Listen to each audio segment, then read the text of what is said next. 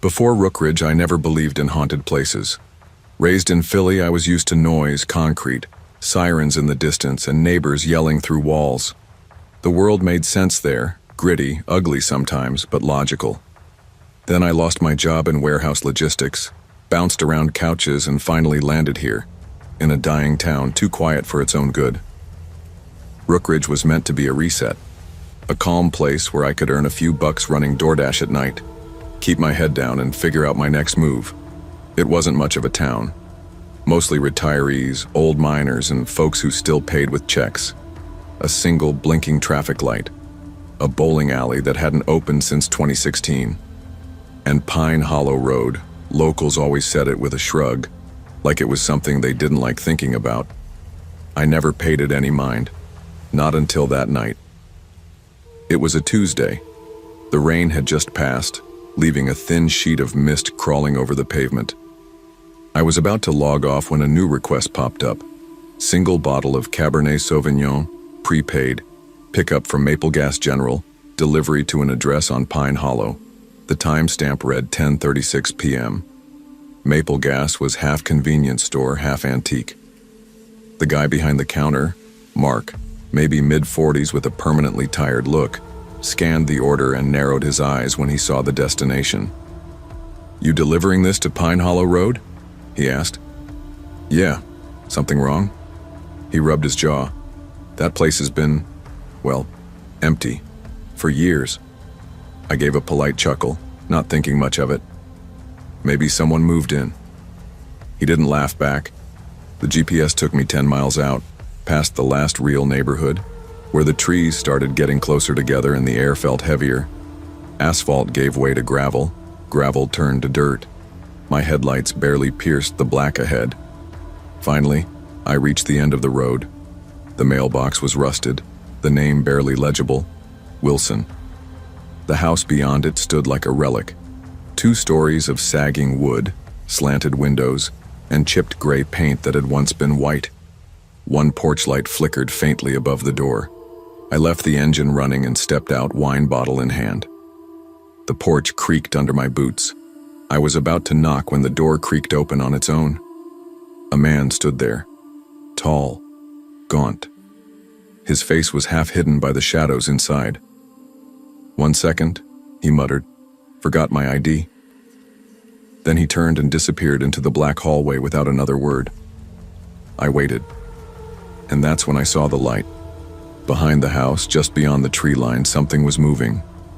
A warm, flickering glow like a lantern swaying gently between pine branches. It was getting closer. I called into the house, voice shaky. "Sir, you still want this wine?" No answer. Just that creaking sound again, maybe the floorboards, or maybe something else moving around in there. I stepped off the porch, suddenly aware of how loud my breathing had become. The light in the woods bobbed closer, joined by another. Then a third. 3 separate glows weaving their way toward the house. They weren't flashlights. The light was orange, irregular, alive in a way artificial light isn't. I could almost hear something now, too. Soft, shuffling steps over wet leaves, a rhythmic rustle like someone dragging something behind them. I turned back toward the porch, and that's when I noticed the footprints.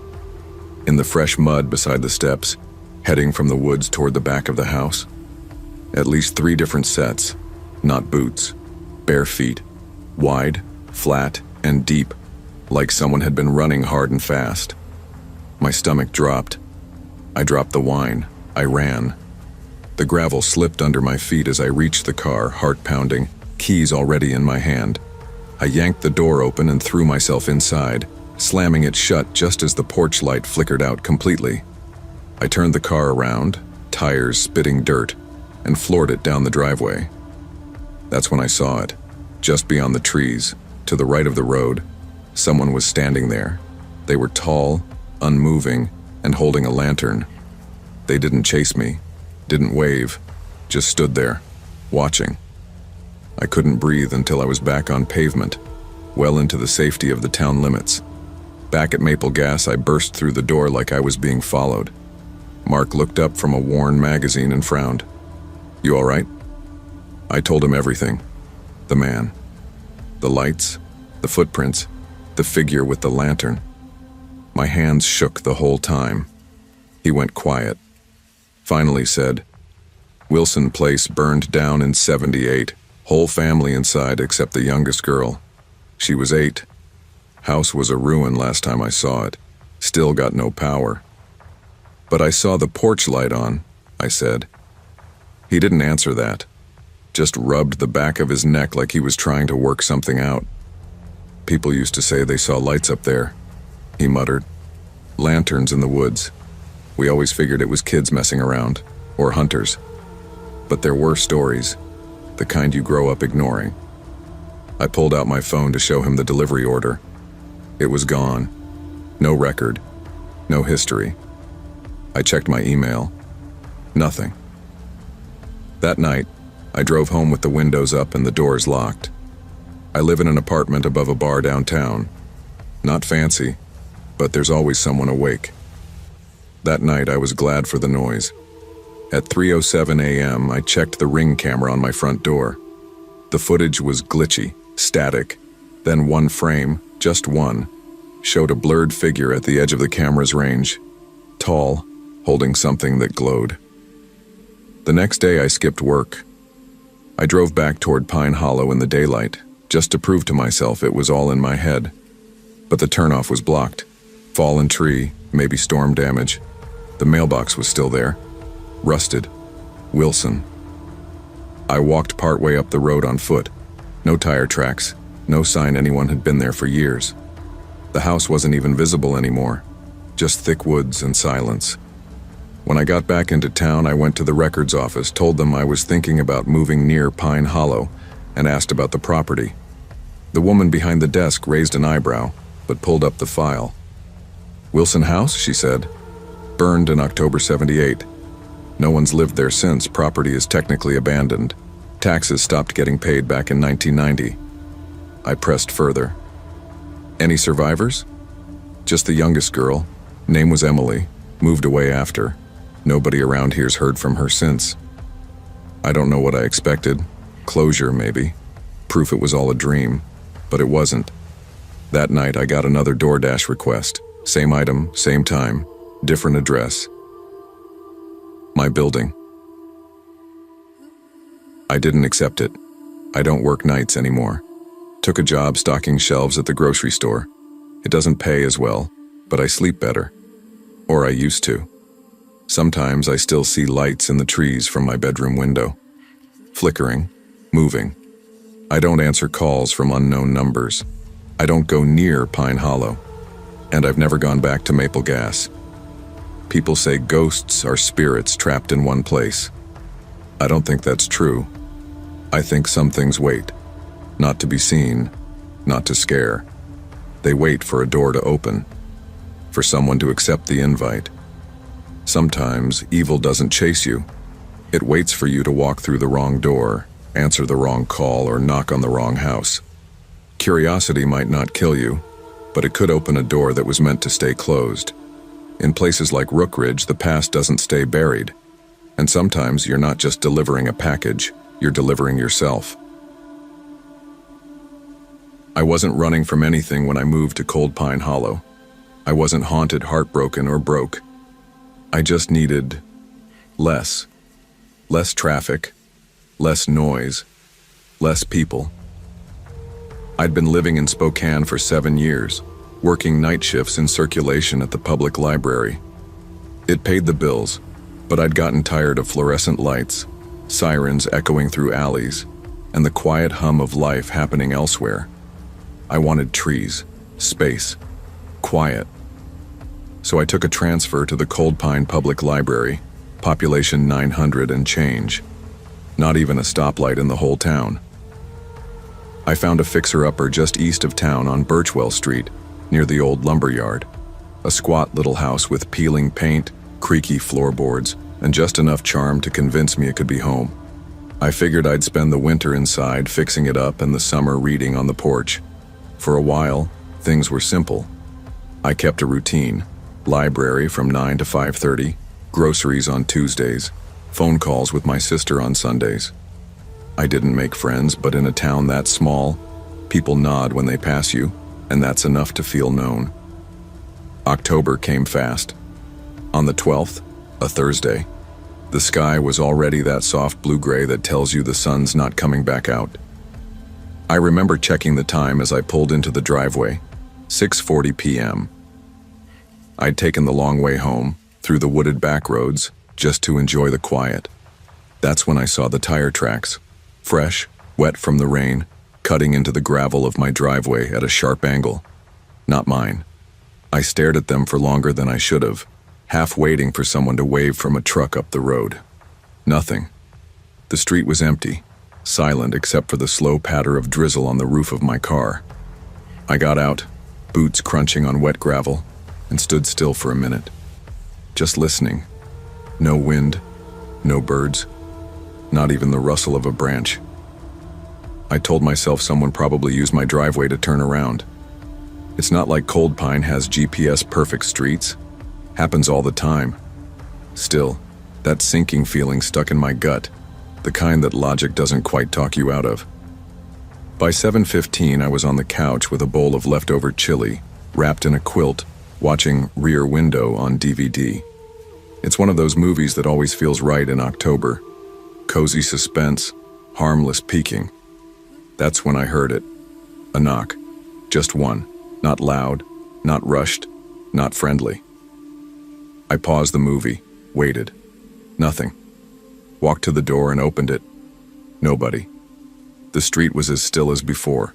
The porch light flickered in the misty air, and I took 2 cautious steps outside. The smell of wet leaves and cold concrete filled my nose. I scanned the yard. Still nothing. I turned to go back inside and froze. There was a scuff mark on the hallway floor, like a shoe dragging across the wood. I live alone. I hadn't walked down that hallway all day. The scuff was dark, wet, fresh. My stomach dropped. Something was wrong. I told myself it could be anything. A mark I hadn't noticed. A bit of water I'd tracked in without realizing. I went to the kitchen, grabbed a flashlight just in case, and started checking the house. It's not big. Living room, kitchen, 2 bedrooms, a bathroom, and the small spare room that always felt a little too cold no matter how high I turned the heat. The bathroom was empty, closet fine, kitchen undisturbed, nothing broken, nothing missing. Still, every time I passed that scuff mark, the knot in my stomach pulled tighter. Then I reached the hallway. It was colder, not freezing, just enough that you notice. Like the warmth from the house had stopped at the door frame. I said, "Hello?" Quietly, barely above a whisper. My voice echoed longer than it should have. Nothing. I stepped toward my bedroom, shut the door behind me, and wedged the old wooden chair beneath the knob. I don't know why. I'd never done that before. Something about the hallway just felt wrong. I sat on the bed and stared at my phone. Scrolled the weather, looked at local news, tried to distract myself. Then came the sound. A thump. Muffled. Close. I froze. It was right outside my bedroom door. I leaned forward, placing my ear to the wood. 2 slow creaks followed. Could have been the house settling. Could have been something. Someone. Shifting their weight. I held my breath. Nothing. No wind. No pipes. Just that silence. Heavy and still. I slowly pulled the chair away and opened the door. The hallway was empty, but there was light downstairs. The TV was on. The movie was playing again. The DVD menu had still been up when I left it. The remote was on the couch when I went upstairs. I was sure of it. I hadn't touched it. I gripped the flashlight tighter and crept downstairs. Each step groaned under my weight, making me wince like I was afraid to wake something. When I reached the bottom, I turned the TV off with the button on the set, left the remote where it was. Then I checked every door and window again, all locked, except one. The laundry room window, the one that always stuck. It was open, just a crack, enough for air, or a hand, or worse. I slammed it shut, latched it hard, and backed into the kitchen. My hands were shaking now, and the flashlight trembled as I pointed it toward the back door. Locked. I checked the basement door. Still sealed. I told myself to calm down, to be rational. If someone was here, they'd have shown themselves by now. Right? Wrong. I climbed the stairs again, slower this time, not wanting to make noise. I stopped outside the spare room. I hadn't been in there for at least a week, just storage and boxes I hadn't unpacked since moving in. The door was ajar. I pushed it open with the flashlight and scanned the floor. There it was, the TV remote, lying near the closet. I hadn't brought it up. I hadn't even opened that door in days. I didn't step in. I backed away, fast and careful. Then I ran. No shoes, no coat, just the knife I grabbed from the kitchen and the instinct to get away. I ran into the street and didn't stop until I saw my neighbor's porch light come on. Mr. Brooks, an old retired mechanic, came out barefoot with a baseball bat shouting, "You okay?" I couldn't answer. I just pointed back at the house.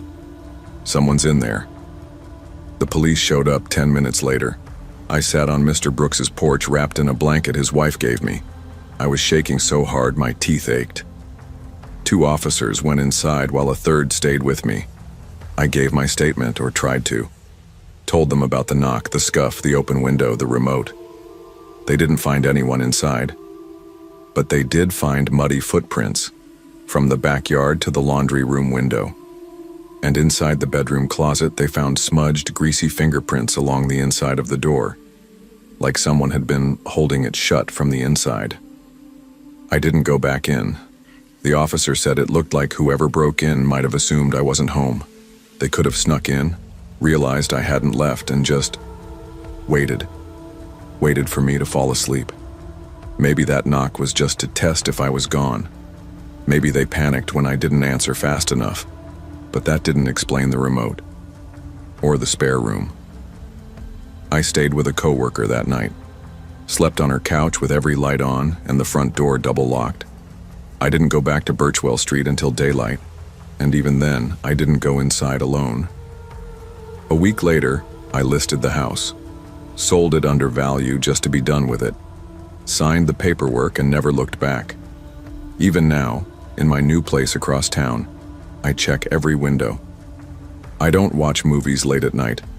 I don't leave the remote anywhere it doesn't belong. I don't ignore knocks. And I don't assume I'm ever alone. Not really. Evil doesn't always wear a mask or howl at the moon. Sometimes it wears wet boots and knows how to stay quiet. Sometimes it waits for the right window. Not every threat is supernatural. Sometimes, the scariest thing isn't what goes bump in the night. It's the thing that never makes a sound. Evil doesn't need to break your door down. Sometimes it slips in through the window and waits. Some towns are loud even in their silence. Willow Creek, Minnesota wasn't. It was the kind of town that whispered behind curtains, where secrets were passed like church bulletins and never written down. I grew up there, born and raised, one of those kids with a paper route at 12 and a rusted-out Ford by 17.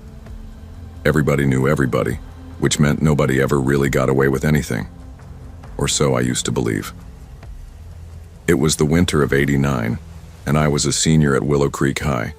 Back then, my world was small. Hockey practice, homework I mostly copied off Andy, and long nights on the frozen lake behind my house. Our coach, Mr. Collins, taught junior history during the day and barked from the bench in the evenings. He was the kind of guy everybody liked, called us kiddo, like it meant something. He wore the same faded red parka every day from Thanksgiving to Easter, and he always smelled like burnt coffee and spearmint gum. March 7th started like any other, cold, gray, and slushy. I remember because that was the day the North Stars traded Mike Gartner to the Rangers, and the locker room was buzzing about it. Andy told me between pulling on skates that Sherry, my girlfriend since sophomore year, had told her best friend she was breaking up with me. Said I was too serious, too quiet. Maybe she was right. I finished practice with a pit in my stomach and a numbness that had nothing to do with the cold. Told Coach I was catching a ride with my brother, even though he graduated 2 years before and lived in Duluth.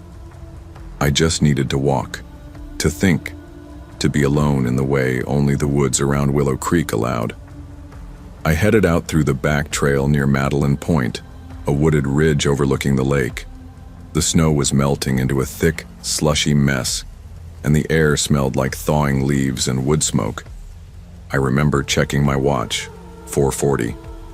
That's when I heard it. 2 short honks from a car, not frantic, just there. I followed the sound out of instinct more than curiosity. When I crested a small rise in the woods, I saw the red pickup, Coach's truck, parked off the trail like it didn't want to be seen. The windows were fogged, engine off. I stopped and crouched behind a tree, unsure why I felt the sudden urge to hide. A few seconds passed before the passenger door opened.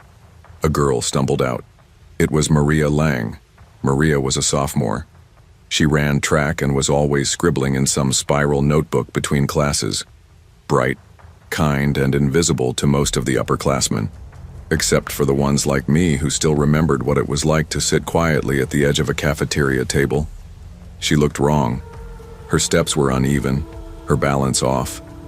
She bent over and vomited into the melting snow, one arm braced against the side of the truck. I remember her Willow Creek hoodie, gray with blue lettering, damp at the sleeves, and the way she wiped her mouth with the back of her hand like a little kid who didn't want anyone to see she'd been crying. Then Coach got out. He was calm, too calm. He walked around the truck holding her backpack and jacket. His voice was soft, like he was talking her through a panic attack. I heard pieces. "It's all right. Deep breath, you're okay. No one's gonna know, kiddo." She didn't say a word, just took her bag and coat like it was routine, like she'd done it before. I didn't move, didn't breathe. I stayed there long after they drove off, the tire tracks cutting through the snow like an accusation. I kept asking myself if I'd just seen what I thought I'd seen, and worse, why it felt like I already knew the answer. By the time I got home, my fingers were numb and my socks soaked through. I barely ate dinner. When Mom asked if something happened at practice, I said no. When she kissed my forehead and said, "You're so quiet lately," I said I was just tired. But I didn't sleep that night. I kept quiet for a week. At school, everything looked normal. Maria showed up on time, turned in her homework, even won her round at the debate meet on Thursday. The halls buzzed with spring break plans and ACT prep. Nobody mentioned Coach Collins's red pickup. Nobody else seemed to notice how Maria's hands shook when she tied her shoes before gym. I convinced myself I'd misunderstood. Maybe she drank too much. Maybe he was just helping. Maybe I wanted to believe that, because the alternative was worse. But the guilt festered. It wasn't just what I saw.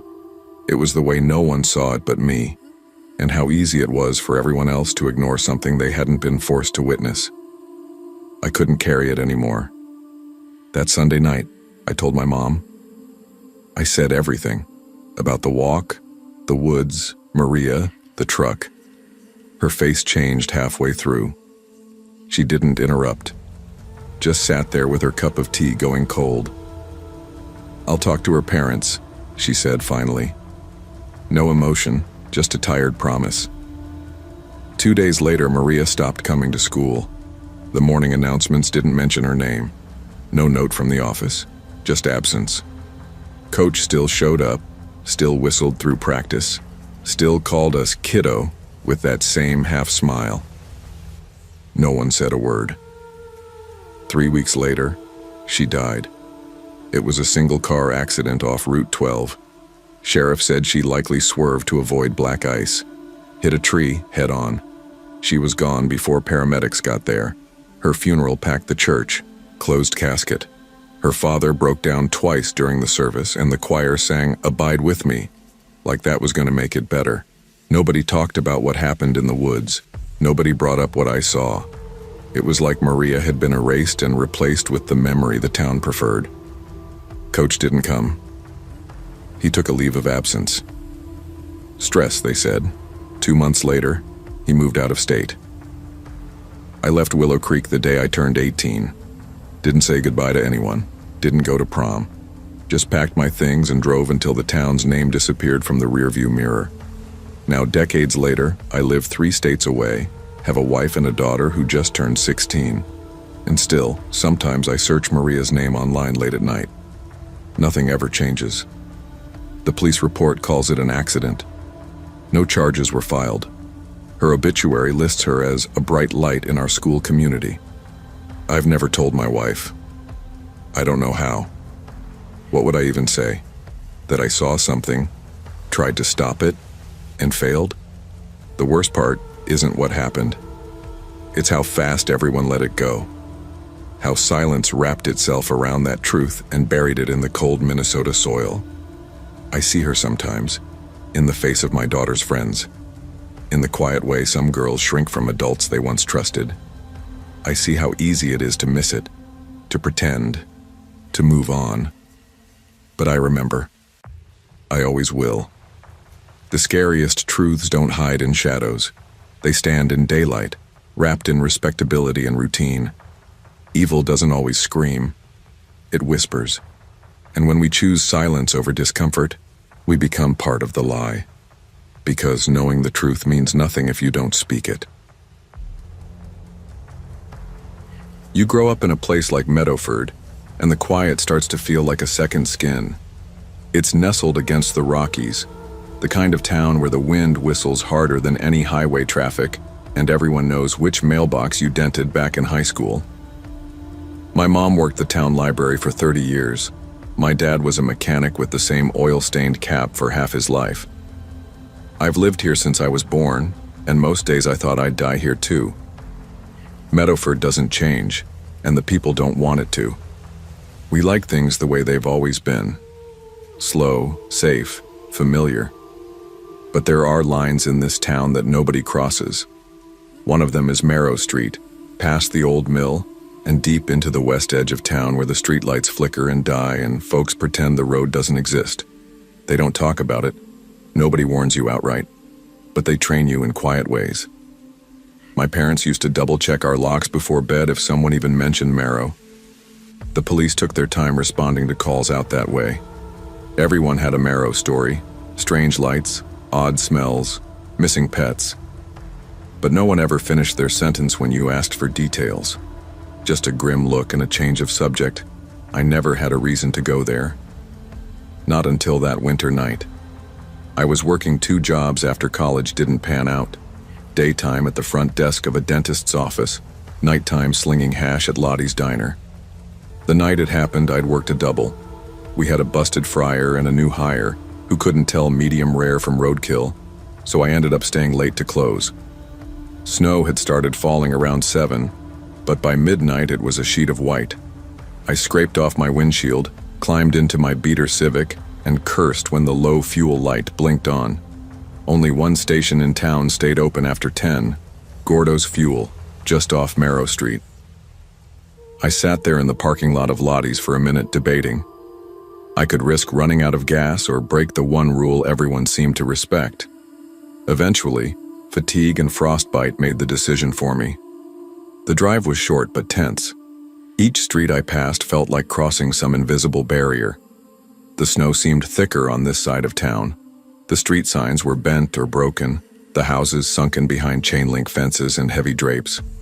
And then there was Gordo's, one flickering overhead light, 2 ancient gas pumps, and a booth with grime on the glass. I pulled in and parked at pump 2. That's when I saw the Chevy Impala. Rusted brown, driver's door hanging slightly open. No one inside. My gut tightened. Still, I stepped out, swiped my card, and started to fuel up. It was dead quiet. Even the snow felt muffled. I remember thinking how strange it was that the booth was lit but empty, that the TV inside showed only static. And then I wasn't alone. The man stood by the Impala like he'd been there all along. I didn't hear footsteps or see movement. Just one blink, and suddenly, there he was. Gray hoodie. Hood pulled over his head. Couldn't see his face, just the vague outline of a jaw and shadowed eyes. "You got a couple bucks for gas?" he asked. I gripped the pump tighter. "Sorry," I said, trying to keep it even. "I only have my card." "You work at Lottie's, right?" he asked, taking a step closer. "Window sometimes. You always get a cherry soda." "Saw you there. You sit near the eye froze. I hadn't worn my name tag. I wasn't in my uniform. And Lottie's hadn't stocked cherry soda in months. I'd brought one from home. Once. That detail didn't make sense." He kept walking toward me, slow and casual. I backed up, pump still in hand. "You were there Tuesday," he continued. "Tired. And last Thursday, your hair was down. You looked, my skin went cold. My mouth went dry. That's when I saw the second figure, crouched behind the trash bin near the booth, watching us, still as a statue." My instincts screamed. I dropped the nozzle and jumped back into my car, locking the doors. The man in the hoodie didn't flinch. He just smiled and tapped the hood of my car. Once, twice, then turned and disappeared behind the gas station, swallowed by the dark. I peeled out of the lot, tires sliding on ice. I didn't stop until I was back home, lights on, doors bolted. I sat in the kitchen for hours, unable to breathe right. Every creak of the house made my stomach twist. The next morning, I told my boss I needed the weekend off. Said I was sick. That wasn't a lie. Something had watched me for weeks, maybe longer, and I had no idea what it wanted. Sleep was near impossible for days.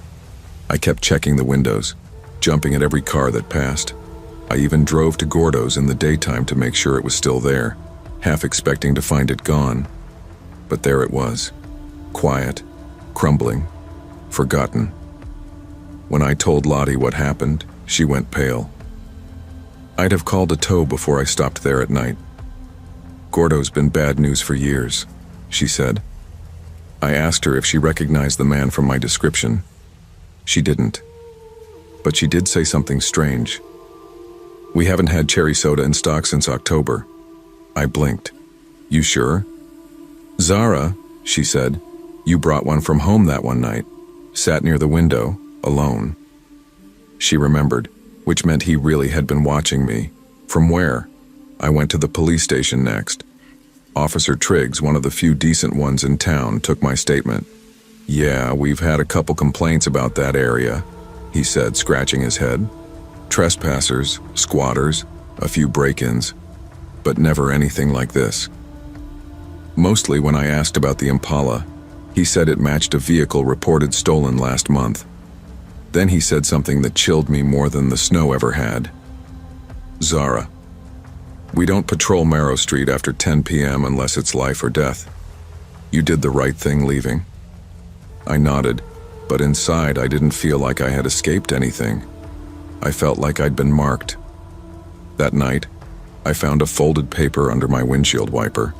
It had one line written in neat block letters. "We always see the ones who don't see us." I moved in with my cousin on the east side of town the following week. Her place had a gate, security lights, and a roommate who worked night shifts, someone always home. But it didn't help. The calls started next. Ring once. Hang up. No number. No message. Always between 2 and 2:20 a.m. One night I stayed up. Watched my phone. At 2:12 it rang once. I answered immediately. Silence. No static. No voice. Just a faint humming sound, like an old engine idling in the dark. I slammed the phone down. When I checked the caller ID history, it said the number had originated from inside Meadowford. Worse, from my old neighborhood. That weekend I left town. Packed a bag, told no one. Drove 6 hours to stay with an old college friend in Montana. 3 days later, I got a call from Lottie. "You sitting down?" she asked. Gordo's fuel had burned down. Whole place went up in flames around 3 a.m. No obvious cause, but during the investigation, 2 burned bodies were discovered near the back shed. One was a man, one was a woman, unidentified.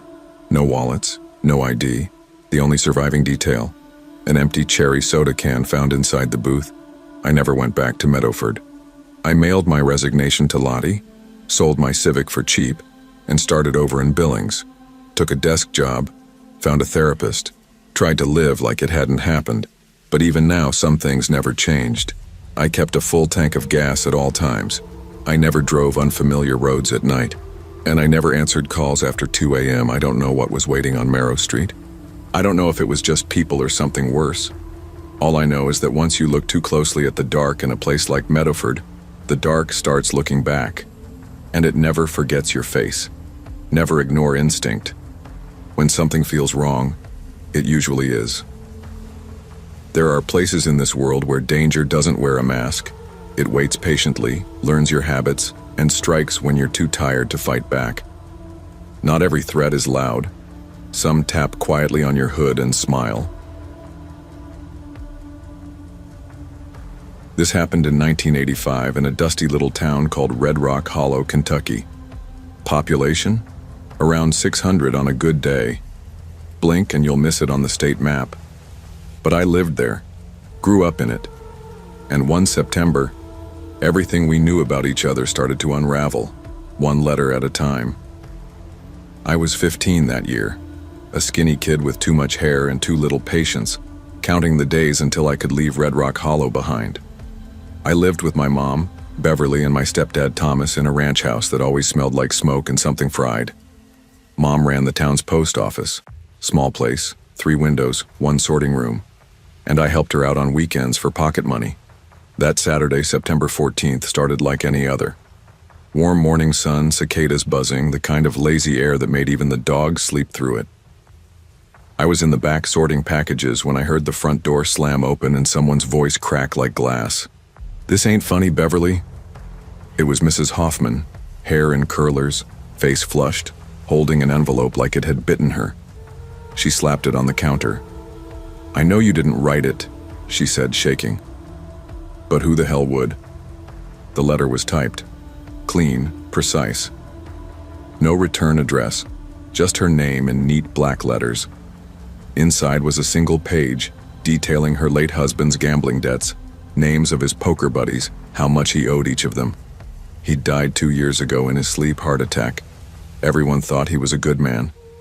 Turned out he'd been hiding thousands in debt. Mrs. Hoffman left in tears. My mom sat real still for a long time after that, staring at the counter like it might whisper something. By Tuesday, 4 more letters had shown up. Dr. Bailey, our town dentist, got one accusing him of stealing pain meds from his own cabinet. Ms. DeWitt, a teacher at the high school, had her long-dead affair with a married man dragged into the light. There was no pattern, no motive, just pain. Accurate, surgical pain. People started whispering, looking at each other sideways. Nobody trusted the mail anymore. My mom, usually sharp-tongued and bossy, got quiet. I caught her checking the mailroom twice after closing, locking the cabinets even though nobody else had keys. Sheriff Ed McQuaid came around the next day, asking questions. Said it could be a prank, but I could tell even he didn't believe that. My mom handed over the envelopes. They were postmarked from different drop boxes. Knoxville, Hazard, even Middlesboro. Whoever it was knew how to cover their tracks. "Maybe it's someone who moved away," she said that night over dinner. "Knows the town inside and out." "Someone who still?" Thomas shrugged. "Neighbors. Or someone still here. You don't need to move away to hate your..." But I watched the way my mom's hand shook when she sipped her sweet tea. That's when I realized she was scared. And my mother didn't scare easy. It was Thursday when the envelope showed up for my mom. She found it first thing in the morning, pale gray. The kind of envelope that looked expensive, even fancy, which made it worse somehow. I was standing by the toaster about to butter a piece of bread when I heard her draw in a breath and say nothing. She just stood there, eyes locked on the paper like it had claws. "You okay?" I asked. She didn't answer, just tore it open, hands trembling. Her cigarette dropped ash onto the floor. I watched her read it, eyes darting, mouth tightening, skin going paler by the second. Then she folded it carefully and set it down on the counter. Walked to the back porch and lit another cigarette. That's when I picked it up. It said that my father, My real father hadn't abandoned us like I'd always been told. He'd tried to gain custody, hired a lawyer, sent letters, all of which had been stopped, intercepted, by someone. My throat went dry. "You lied," I said when I joined her outside. She didn't look at me, just stared out at the yard. "You lied about everything." "I did what I had to," she said quietly. "Deserve to be fathers. There's things you can't understand. Some men don't, but he tried." She put out her cigarette and whispered, "Some things should stay buried." That was the first time I realized whoever wrote those letters didn't just know secrets. They knew truths, the kind we told ourselves we were protecting others from, but really, we were just protecting ourselves. And that made them dangerous. 2 nights later, I woke up to the sound of shattering glass. I ran into the living room. My mom was already standing in her robe, barefoot, staring at the broken window. Wind blew in through the jagged opening. A rock lay on the floor, and taped to it was another envelope, damp with dew. My stepdad grabbed the bat from behind the door and stormed outside, but there was no one. This letter was short. No details, no names. Just one message typed neatly in the center. "Lies rot deeper than corpses. Truth is coming." After that, it wasn't just tension in Red Rock Hollow. It was fear. People started sleeping with guns under their pillows. My mom quit the post office, said she was tired of all the noise, but I knew better. Thomas started coming home early from the mines, jumped at every noise. The town stopped functioning like a town. Sunday potlucks were canceled, church pews half empty. Neighbors stopped waving. Some packed up and left. One guy set fire to his own mailbox. I stopped asking questions, but I started paying attention. The letters kept coming until they didn't. One morning in mid-October, they just stopped. No new ones, no rumors, no explanations, like someone flipped off a switch. But the damage was done. Marriages quietly fell apart. A few teachers left town without notice. A kid in my grade moved to Tennessee without even saying goodbye. Everyone acted like they wanted to move on, but the truth was, we didn't know how. I started avoiding the post office, stopped helping my mom. That building felt cursed now, like it had become something it was never supposed to be. Not a place for connection, but a weapon. And no one ever found out who wrote the letters. Sheriff McQuaid stopped asking, said it was probably someone who moved away. I didn't believe that. I still don't. It was years later, after I'd moved out, when I came back home to help clean after my stepdad passed. The attic was full of dust and regret. Boxes of old tax papers, Christmas decorations, a few broken lamps, and one box I'd never seen before. Inside were letters, dozens of them, all addressed to me, postmarked from 1972 to 1977, from my real dad. Some were short, some long. Some included pictures, all unopened. My mom had hidden them. I sat in the attic for hours just holding them. I never opened a single one. I couldn't. I still haven't. There's something about knowing what's inside that's worse than not knowing. Like maybe keeping the truth folded tight is the only way to live with it. But every now and then, I think about the person who wrote those letters in 1985. The one who peeled back the town's skin and showed us what was festering underneath. They didn't do it for revenge. They did it for exposure. And maybe that's worse. Truth doesn't destroy people. The lies we build around it do. Sometimes silence is more dangerous than what it hides. And in small towns or families, the biggest monsters are the secrets we swear we're keeping for someone else's sake. Some towns never forget how to keep their secrets. The pine-heavy air, the stillness of dusk, the porch lights flickering to life one by one. It all feels like a lullaby, like safety. But in places like Okran Hills, safety is often just a costume small towns wear. You live long enough in the quiet, and you start to hear the things it's trying to cover up. In the autumn of 1997, I moved out of Portland and into the kind of town where folks still get their shoes resoled and the diner waitress remembers your coffee order by the third visit. I came not for the charm, but for necessity. My mother had passed the year before, and the weight of her memory sat too heavy in the apartment we once shared. My only family left was my mother's older brother, Harold Barnes, a grizzled Korean war vet with arthritis in every joint and a temper that could clear a room. He lived alone in a lopsided old house on Pine Row. The roof sagged like it was tired of standing, and the wallpaper in every room had surrendered decades ago. I planned on staying no more than 3 months, long enough to help Harold get settled post-surgery, and long enough to figure out what the hell I wanted to do next. I took a job at Wesley's Home Hardware to keep busy. Nothing glamorous, just stocking shelves, running the register, sweeping sawdust off the tile floors. The kind of job that gives you time to think, maybe too much. The first real strange thing I noticed was Harold's new bottle of vitamins. He said they were recommended by Caldwell's Drugs, the town's only pharmacy, and were good for men his age. He took them every morning without fail. Blue cap, gold label, fancy-sounding name, Pro Mind Essentials, 65 plus. I didn't question it at first. Why would I? But sometimes the rot doesn't show until it's already under your skin. 2 weeks after Harold started taking those pills, he changed. Not in the way you expect older folks to change, not just forgetfulness or crankiness. This was different.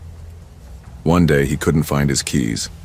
The next, he accused me of moving the couch half an inch.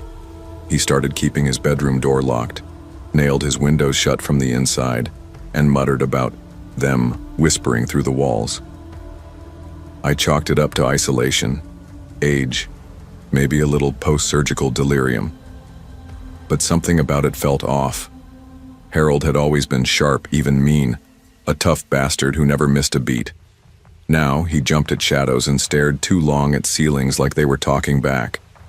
Then came the phone calls. Always the same. Landline ringing once, always at 2:12 a.m. When I picked up, it was static. Not just silence, but that strange, low hiss you get when a radio's caught between frequencies. No voice, no signal. Just enough to raise the hair on my arms. The next morning, I heard Harold rummaging in the backyard at dawn. I looked out and found him in his bathrobe, digging shallow holes with a kitchen spatula. "They're under here," he told me when I asked. "They buried something, I can hear them breathing." It scared the hell out of me. Around the same time, 2 of Harold's old friends, Walter Deming and Greta Shaw, both passed away. Peacefully, they said. Both were regulars at Caldwell's. Both had been taking the same Pro-Mind vitamins. No one connected the dots. Or maybe they didn't want to. But I couldn't ignore it anymore. Especially not after the TV turned on by itself one night. White screen, no input, no sound. I unplugged it. It stayed on for 3 more seconds. I didn't sleep that night. The next day, I brought Harold in to see Dr. Melanie Ross. Oak Run Hills wasn't big enough for a hospital, but Dr. Ross had been there 20 years and knew every local by name. She ran a few tests, asked some questions, and told me what I expected. Early signs of confusion, probably due to age and pain medication. Then I mentioned the vitamins. Her eyebrows pinched. "Those new ones from Caldwell's?" she asked. "You're the 3rd person to bring them up." That rattled me. She jotted something in Harold's chart and told me to cut back on anything non-essential, especially supplements. Back at home, I pried open one of the capsules over a napkin. The powder inside smelled metallic, bitter. It stung the inside of my nose. Not what you'd expect from ginkgo biloba or fish oil. I pocketed the bottle. That night, I went through old newspapers looking for anything I'd missed. In the Oak Run Weekly obits, I counted 7 deaths in the last 2 months, all elderly, all with clean health records, all listed as dying peacefully at home. Something clicked. I called Caldwell's and asked about the vitamins. A young woman answered. I told her I was calling for details about the manufacturer. She paused too long. "They're private label," she said. "We only carry them here. Mr. Caldwell handles that stuff." I asked to speak with him. She hung up. I drove out to the county coroner's office, 30 miles away in Red Pine. Said I was doing research for a family history project. It was a stretch, but I was desperate. After an hour of waiting and a bit of bad coffee, I got 5 minutes with Morton Crane, a tall man with tired eyes who looked like he hadn't had a real day off in months.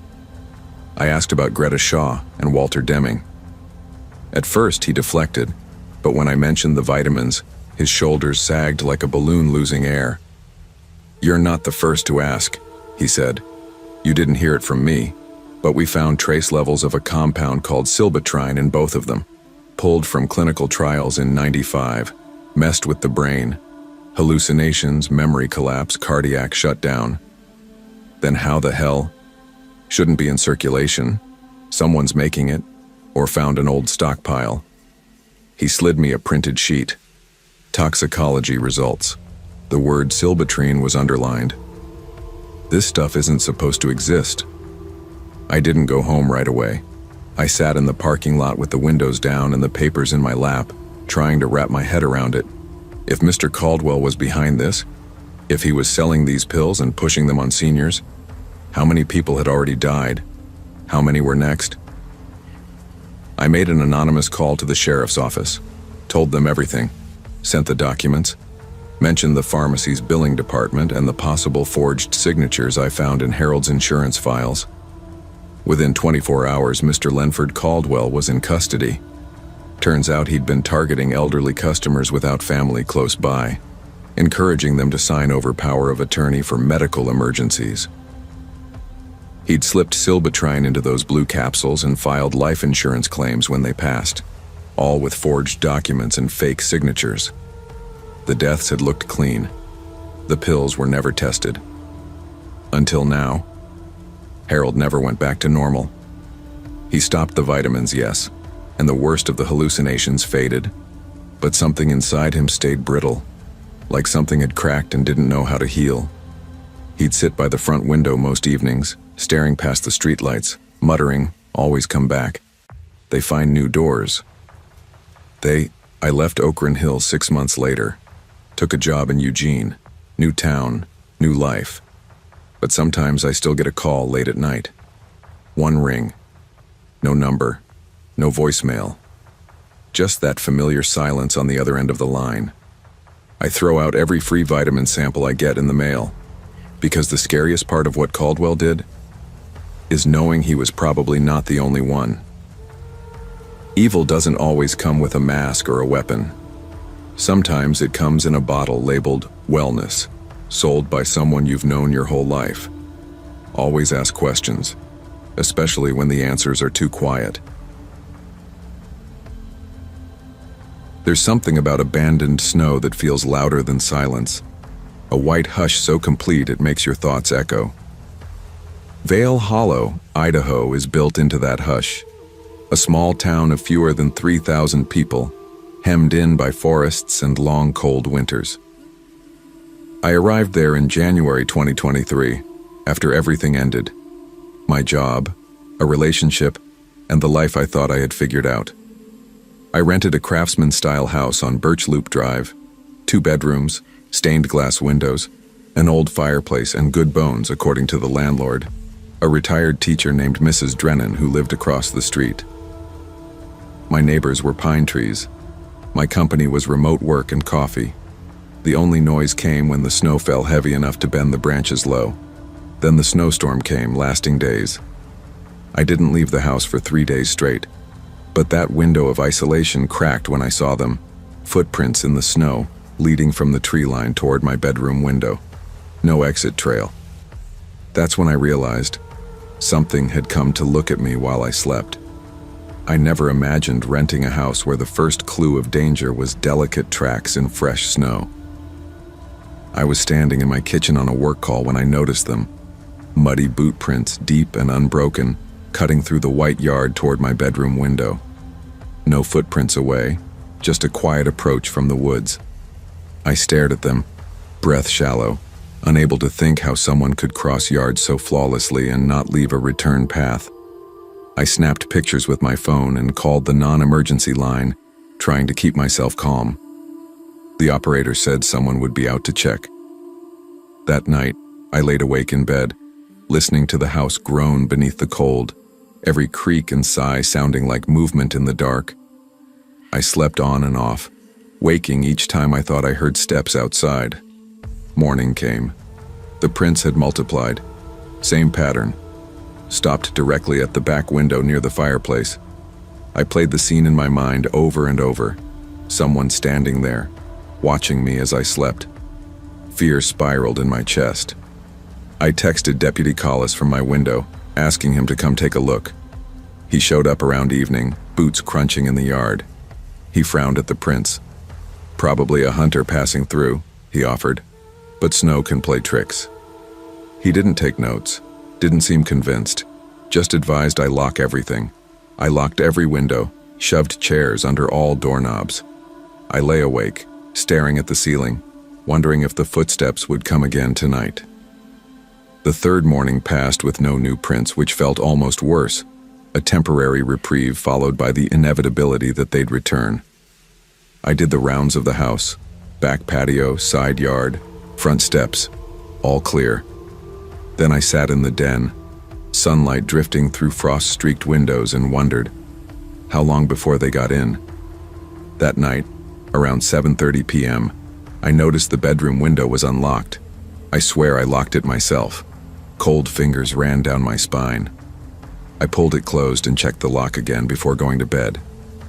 Maybe I'd clicked it earlier and forgotten. Maybe. I didn't sleep. At 3:11 a.m., the floorboards in the hallway creaked with slow, deliberate steps, not random settling, human pace. I stopped breathing. The closet door in my bedroom whispered open, just a soft shift, a rustle in darkness, then silence. Morning came cruelly fast. Exhausted, I crept into the closet, empty. My winter jacket was missing. I turned toward the floor where wet footprints dusted the carpet, inside the closet where I'd hung my coat. Someone had been inside while I slept. Someone had touched my belongings. I called the police again. When Deputy Collis returned, he searched the house thoroughly. In the attic crawl space above my bedroom, they found it. An old sleeping bag, granola wrappers, a dead disposable phone. Someone had been living in the house, nights, days, watching. The discovery felt surreal, a stranger moving silently through my sanctuary. The police identified him as a drifter, someone who escaped a psychiatric facility last fall and vanished into the mountains. But they couldn't find him here again. He disappeared like he wasn't ever there. I didn't blame Collis. He said they'd done the best they could without concrete evidence beyond the creeping horror of signs. I stayed only a few more days, packed up under gray skies, shook snow from duffel bags, and drove away before dawn. The lease ended. I lost my deposit. I didn't care. I refused to let the house claim a piece of my mind. On the drive out of Vale Hollow, I stared at my reflection in the rear view. I muted the radio and thought of the prints. Silent visitors crossing the snow just long enough to show me they'd been here. Not just outside. Inside. When I wasn't awake. Moving out didn't erase the fear. I began sleeping with a light on for weeks. I checked every closet before entering. I kept my window locked even in summer. Anxiety clung like a second skin. Sometimes, nights later, I swore I heard footsteps in the silent hum of my apartment. Sometimes I woke and thought I felt a shape under my bed. It might have been guilt, maybe instinct. But it was real enough to chase me to therapy sessions and endless paranoid glances. More than anything, I learned this. If something unsettles you, no matter how subtle, you have to trust it. A leaf shifting in your rear view, a flicker in the corner of your eye. Don't dismiss those moments. Sometimes your mind warns you better than your senses can catch up. I live now in a busier city, far from pine trees and snowdrifts, but I still carry the photos in my phone's album. Prints in the untouched snow, pointing inward, not away. They remind me that fear isn't always loud. It isn't always a shadow in the corner. Sometimes it's footsteps you never hear until someone's already been inside. I never did see the man again. They never found him. Vale Hollow stayed behind me. But what he left inside those walls stayed inside me longer. A caution. Even walls you thought would keep you safe won't stop someone who's silent. Someone who doesn't move when you see them, but when you sleep. Listen to the quiet of your gut. Fear isn't always fear. It's your mind trying to warn you before you sleep. Vulnerability isn't just about solitude. It's about trusting when something feels wrong. Because sometimes danger doesn't knock. It steps in footprints you don't see, stays while you breathe, and leaves before you realize it was ever there. I'd been itching for escape. My life in Portland had turned chaotic. Endless meetings, noise, crowds. When Max, my older brother, asked if I'd house-sit his cabin out on Elk Brush Road and keep an eye on Cooper, his Labrador mix, I jumped at the chance.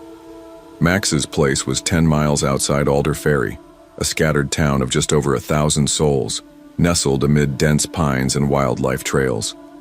There's logic there. No cell service, no internet, just solitude and the whisper of the woods. I rolled in around 6:15 p.m. on Friday. The drive out had been quiet, except for the occasional elk crossing and the rising stars after dusk. Cooper greeted me at the door like I'd been gone decades, wet nose, wagging tail, and that uncanny dog sense that knows something's changed. Evening fell fast. I lit a small fire in the pit and tossed sticks for Cooper, who seemed content. Dinner was hot dogs cooked over embers. Without TV or internet, I popped in a DVD Max had left. The Shining. Ironic as hell, but strangely appropriate out here. By 10 o'clock, the fire had dwindled into embers and the trees hunched in their darkness. Cooper moved from the couch to the front door and sat, perfectly still. Not growling, not sniffing, just fixated, his eyes locked at the window. That made me pause the film. "Coop?" I whispered. He didn't move. I peered through the window. Nothing but dark pines. The porch light flickered once, then steadied. Still, Cooper didn't break focus. Something felt wrong. I stepped out in bare feet, shutting the door gently behind me. The forest air was damp. The pine needles hissed underfoot. Still nothing. I closed the door and locked it again, thinking a raccoon or deer must be near. But Cooper never moved. He never blinked. I grabbed Max's flashlight, swept it around the cabin exterior, and saw nothing. Midnight came, and with it an uneasy stillness. I made my way to the kitchen for a glass of water around 12:36 a.m. That's when I heard it. A tapping, hollow and deliberate, like someone drumming their nails. It came from the back window above the sink, high enough most people couldn't reach without stepping up. I froze. The handle was locked. I was sure of it. Probably just a branch, I told myself. But the night held unnerving silence. The tapping stopped when I shut off the light behind me. Seconds later came a frantic bark, not from inside, but straight through the locked front door.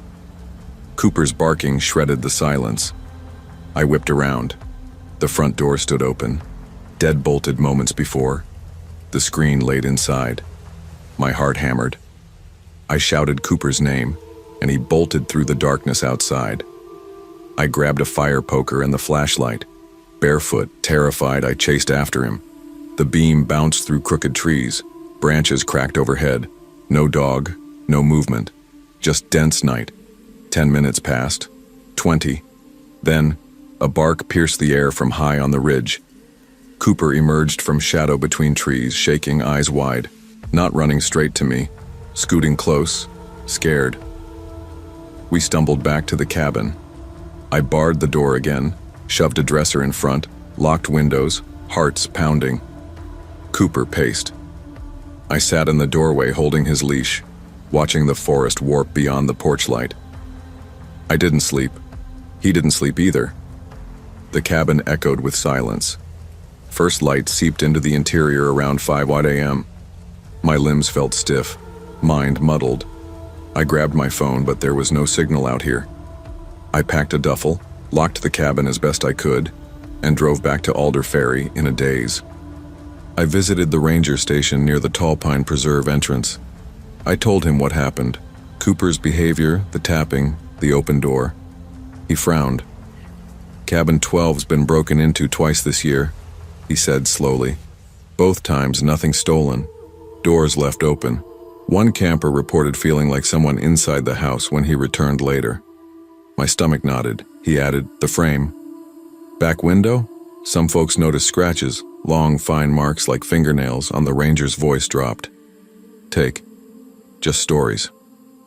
No one lives out there year-round. There's nothing for thieves to." I felt exposed. The scratches, the tapping, the open door. It made my skin crawl. Max didn't reply at first when I texted him. Then he said he'd come get Cooper soon. He later told me he didn't care about the trip. He was done staying out there overnight.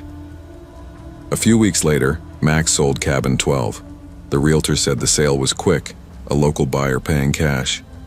I know why. Nobody wants empty cabins near Tall Pine once they get the idea someone's watching. My dreams still flicker with that tapping at high windows. I hear it when I'm drifting off. Tap, tap. Then Cooper's frantic bark chasing shadows outside. I wake mid-scream, sweating. Sometimes I drive out Elk Brush Road during the day just to see it. The cabin sits dark, boarded windows, curtains drawn. Nature is creeping back in. Ivy climbs siding, pine needles blanket the porch. A quiet goodbye. I still miss the quiet sometimes, but I can't go back. Not really. That weekend taught me that silence isn't always safe, that sometimes doors open on their own, that things in the woods don't need to take what's yours, they just need to show they can. I've since moved into a small house near town, with cell service and streetlights. Cooper loves it. He still flinches when doors tap, even softly. I don't blame him. I learned something fundamental in that cabin. Isolation offers access, and fear doesn't need to show itself. Sometimes it just taps. In the quietest places, the most unsettling dangers can lurk. Evil doesn't always steal or shout. Sometimes it taps softly at the window, opens the unlocked door, and watches you run. And often, the bravest act is to leave, even when everything seems calm. Tucked up in Wyoming County, West Virginia, the town isn't big enough to have its own Walmart, but it's got enough broken mailboxes and peeling porch swings to let you know it's been around a while. People wave at strangers, gossip at gas pumps, and lock their doors by 8 even if they won't admit why. The shadows here move different. They stick. I came to Sycamore Ridge in early 2022, right after the ink dried on my divorce papers. I didn't need friends. I didn't want explanations. I just wanted to disappear into somewhere nobody asked questions. I rented a one-bedroom house just past Elkhorn Road. Place smelled like mildew and regret. Perfect. To pay the bills, I took up driving for Uber at night. Wasn't much traffic out here, just bar closers, truckers, and the occasional college kid too high to drive home. Most rides were quiet. Some tried to chat. Some just stared out the window like I wasn't even there. But that night, the one I'm going to tell you about, it was different. Because sometimes a ride doesn't take you somewhere. Sometimes it brings something to you. It had been raining steady since dusk. Not a storm, just one of those long, soaking mountain rains that feel like they're washing the skin off everything. By midnight, business was dead. I was parked in the Walmart lot with the wipers squeaking, nursing a gas station coffee and listening to Alan Jackson on low volume. It was either that or silence, and I'd had too much of that already. At 1:47 a.m., a ping came through. Pickup, Mason Hollow Road. Now, Mason Hollow was one of those roads folks didn't go down unless they lived there. A winding, narrow stretch past cattle farms and thick woods. No streetlights, no shoulder, just gravel, trees, and the occasional no trespassing sign shot full of holes. I hesitated. Bad signal out that way. The kind of place GPS starts guessing and then gives up. But 20 minutes of no rides had me desperate, so I swiped accept and started driving. The rain thickened as I turned onto Mason Hollow. Fog hugged the hills like smoke. My phone buffered halfway down the road, map freezing, signal bars dancing. By the time I pulled into the pin location, I wasn't sure where I was anymore. The clearing was empty. No porch lights, no mailbox, just woods pressing in on all sides. I kept the hazards on and waited. That's when I heard the tap. It came from the rear passenger window. Soft. Too soft for someone trying to get out of the rain. I jumped, heart in my throat. Before I could even lean over, the door opened. A man slid into the back seat. He was soaked to the bone, wearing an old army green coat that hung off him like it belonged to someone bigger. No hat, no bag, no phone. He sat in the middle seat, dead center, hands in his lap. "You Travis?" I asked. The man didn't answer, just muttered, "Drive east till I say stop." His voice was rough, but calm, a little hoarse, like it hadn't been used in days. I glanced at the app. The fare isn't confirmed. It won't start without a destination." He leaned forward slightly. "Cancel the ride." I turned in my seat, uneasy. "You sure?" "Please," he said, quieter this time. "Just cancel it." I did, and just like that, it was no longer a ride. Just a man and a driver heading east into a part of the county that barely showed up on maps. We drove in silence. He didn't ask for the heater, didn't complain about the wet clothes, just sat stiff, centered like a statue, eyes forward but not quite focused. I stole glances at the rear view. Every time he was exactly the same, head up, hands still, like he was bracing for something. I tried small talk. "Bad night to be walking," I offered. Nothing. "You live out this way?" Still silence. I cleared my throat. "Turn." "I'm just going to keep following Sycamore Road unless you tell me where to," he spoke then. "You'll know when." That didn't help. Rain lashed the windshield. My tires hissed against wet pavement. The fog was thicker now, turning the world outside the car into a gray smear. I felt like I was driving through a dream or maybe a memory. Either way, it didn't feel real. Then I noticed something. He wasn't tracking the drive. Most passengers watch the road or their phones, but he was looking at nothing, like he already knew the way. "Been a long time," he whispered. "What has?" I asked, more out of instinct than curiosity. He didn't answer. We passed an old wooden sign, Sycamore Fields, faded white paint barely visible. He leaned forward. "Here." It was a turnout near an abandoned barn I'd seen once or twice during daylight hours. Place looked like it hadn't seen a shovel or human foot in years. Overgrown fence, collapsed roof, weeds taller than my hood. I pulled over. The man didn't move right away.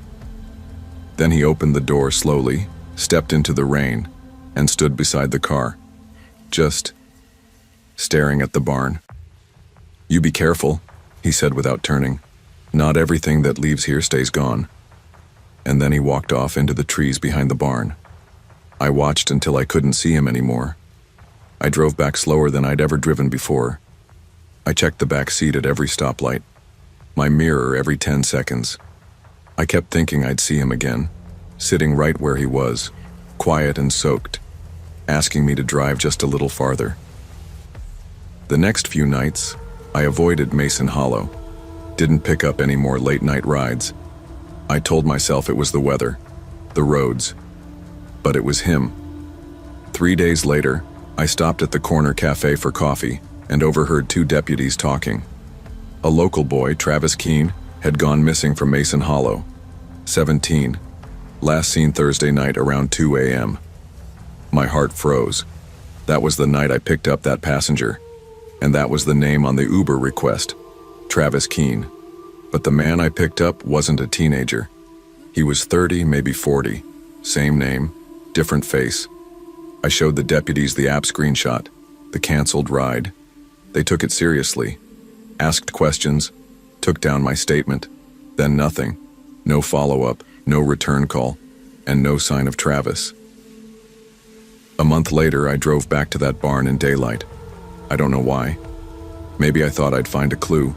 Maybe I just wanted to prove it was real. The road looked different in sunlight, smaller, less threatening. But the barn was worse. Up close, the wood was black with rot. Graffiti covered one wall. Old beer cans littered the ground. But there was something else. On the door, scratched into the wood deep and messy, were 4 words. Don't bring him back. I got in my car and left, drove until I reached the state line. I moved out of Sycamore Ridge a few weeks after that, found work out west, took a job that didn't require strangers in my back seat. But the story doesn't end there. Every so often I'll check the rideshare forums. Weird stuff gets shared sometimes. Glitches, passengers who vanish mid-ride, drivers who swear they picked up people who weren't alive. Last year someone posted about a pickup in West Virginia. Guy in a green coat, middle seat, no destination, just said, drive east. That post got deleted within hours. And me? I still see that barn sometimes in my dreams. Still hear the wipers. Still feel the cold of him sitting behind me, even when no one's there. Not every road takes you where you think you're going. Some bring you back to what you tried to leave behind. And when you carry strangers in your life, ask yourself, who's really taking the ride? I didn't grow up around silence. My childhood was full of the city. Sirens in the distance, someone yelling down the block, the hum of traffic at all hours. So when I moved to Dentonvale, Mississippi, I thought the quiet would be a comfort. I was wrong. I came to that town alone in late 2021, a year after my twin brother died. We'd always been inseparable. When he passed, everything else unraveled. Job, friends, any sense of purpose. A college friend, Cam, offered to let me rent her late grandmother's house for cheap. She said, "It's not fancy, but it's quiet. Might help." It was quiet. 1 story, tucked back on Finch Hollow Road, at the edge of a wooded ridge. Wood paneling inside. Worn carpet. The porch light flickered no matter how many bulbs I changed. The basement door was jammed shut. And sometimes the walls made that old house sound like it was breathing. I started working nights as a transcriptionist. I liked the stillness, the distraction. Most nights I stayed up until 3 or 4 a.m., working with only a lamp and the low hum of the fridge. It gave me control over something, anything. Then one night around 2:46 a.m., the silence changed. I was finishing a long file when I heard it, just a soft creak behind me in the hallway. Nothing dramatic, just enough to freeze the air. I turned fast, empty. I told myself the house was old. They settle, right? Drafts, maybe. I went to bed thinking about insulation and creaky floors, but it didn't stop. The next night I was brushing my teeth when I heard a thud behind the bathroom mirror. Not loud, but dense, like something falling inside the wall. I froze, toothbrush midair, pressed my ear against the wall. Nothing. Dead quiet again. 2 nights later, another thud, almost like a pattern. Same time window, around 2:45 a.m. I couldn't shake it. I opened the hall closet, peeked behind the drywall where I could. The attic? Empty. The crawl space? Dust and dead bugs. No rats, no raccoons, just nothing. The next night, I left the light on in the bedroom. I didn't tell anyone. I felt stupid, scared of my own walls. I'd survived bigger things. I'd buried my brother. I could handle creaks. But then, around 3 a.m., I went to get water and saw the basement door open, 2 inches, just barely ajar. I had tried that door a dozen times before. It was always stuck, warped with age, swollen from Mississippi humidity. Now it had opened, on its own. I shut it hard, bolted the top lock, then shoved a chair in front. Every hair on my neck stood on end. I sat up until dawn with a kitchen knife next to my laptop. Still told no one. Cam came that weekend. She noticed how exhausted I looked. When I finally told her what was happening, half laughing, half serious, she went pale. My grandma always hated that basement, she said it was cursed. I thought she just meant mold or spiders, but she thought someone used to live down there, before we ever moved in. We laughed nervously, because what else do you do when your reality starts slipping? That night I went to take a shower. The mirror was cracked, a thin, sharp fracture running right through the middle. like a single line from top to bottom. The mirror was fogged from the steam, but across the center, in the mist, smeared like with a fingertip, were 2 words, "Still here." I screamed. Cam ran in. I hadn't slipped. I hadn't imagined it. She saw the words too. She grabbed her phone and called the police. When they arrived, they searched the house top to bottom, checked the locks, the windows, even the attic again. Then they went down into the basement. Under the stairs, they found a trapdoor, hidden beneath a moldy floorboard. What it led to, I still wish I never saw. There was a narrow compartment between the walls, like a tunnel, just wide enough for someone to crawl through. The air inside smelled like sweat and dust and something long forgotten. Tucked into the space was a rolled blanket, a flashlight, dead battery, empty granola bar wrappers, and a notebook. Inside the notebook were names, schedules, notes about movements, dozens of pages like this. Bathroom light on at 2:11. She hums when she's nervous. Doesn't check behind the mirror. The officer told us whoever had been staying in the walls had left recently, probably just hours before we found the space. They had been in the house, watching me, listening. They'd lived in the walls. I felt the floor under me tilt. I couldn't breathe. The notebook had things in it, phrases I remembered saying out loud, things no one else knew, things I whispered in the dark when I thought I was alone. I moved out that week. I didn't wait for the lease to end. Cam understood. I left furniture behind. Didn't care. I live in a 3rd-floor apartment now. No basements, no crawl spaces. But even now, when the house settles a certain way or the mirror fogs over, I freeze. I don't sing to myself anymore. I barely speak in my apartment when I'm alone. That's what haunts me most. Not the crack in the mirror, not the thuds in the wall. It's that I stopped being able to trust silence. Some people don't haunt houses. They haunt you. They learn your routines. They memorize your voice. They sit behind the drywall while you mourn and whisper things back in the steam. And worst of all, when they leave, you never know if they really did.